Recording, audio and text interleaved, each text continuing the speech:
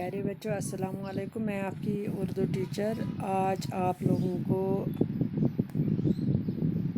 ہمارا وطن جو ہم نے نظم کل پڑھا ہے اس کے کچھ الفاظ ہے جن کا آج میں آپ لوگوں کو میں بتاؤں گی۔ پیارے بچوں آپ پوری طرح میری طرف دھیان رکھو گے اور ساتھ میں اپنے آگے بک بھی رکھو گے اور پینسل اور کاپی بھی رکھو گے۔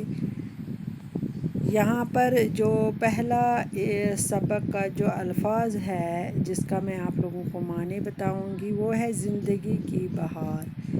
اس کی جو میننگ ہے اس کا مطلب ہے زندگی کی رونق کہے یا زندگی کی خوشی، ٹھیک ہے۔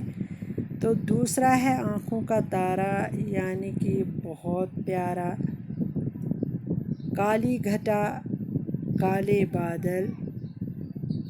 پیارے بچوں کالی گھٹا جس کو ہم جو بادل ہوتے ہیں آسمان پہ تو ان کو ہم گھٹائیں بولتے ہیں، بادل بھی بولتے ہیں۔ تو ایسے میں جب کالے وہی بادل ہوتے ہیں تو اس کو کالی گھٹا کہتے ہیں، اس کو ہم کالے بادل بھی کہتے ہیں۔ اس کے بعد آتا ہے پھوارا۔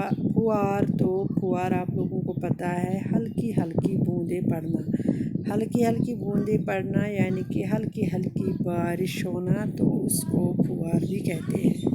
یہاں پانی کی جو ہلکی ہلکی بوندیں ہوتی ہے وہ جب پڑتی ہے تو اس کو پھوار کہتے ہیں۔ تو ایسے میں ایک اور الفاظ ہے وہ ہے پھلواریاں۔ تو پھلواریاں ہم کہتے ہیں پھلواری کی جمع، یعنی کہ چمن بھی اس کو کہتے ہیں، باغیچہ بھی کہتے ہیں۔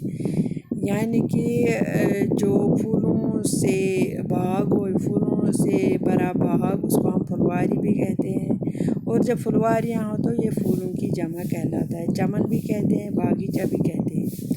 تو ایسے میں آپ لوگوں کا جو یہ پہلا الفاظ معنی ہے وہ ہے زندگی کی بہار، اس کا مطلب ہے زندگی کی رونق ہو یا زندگی کی خوشی۔ آنکھوں کا تارا یعنی کہ سب سے پیارا یا بہت پیارا جس کو کہتے ہیں، بہت جسے ہم پیار کرتے ہوں، جو ہمیں بہت زیادہ پیارا ہے اس کو بہت پیارا کہتے ہیں۔ کالی گھٹا کالے بادل، پھوار ہلکی ہلکی بوندیں، پھلواریاں ہم کہتے ہیں پھلواری کی جمع یا چمن یا باغ۔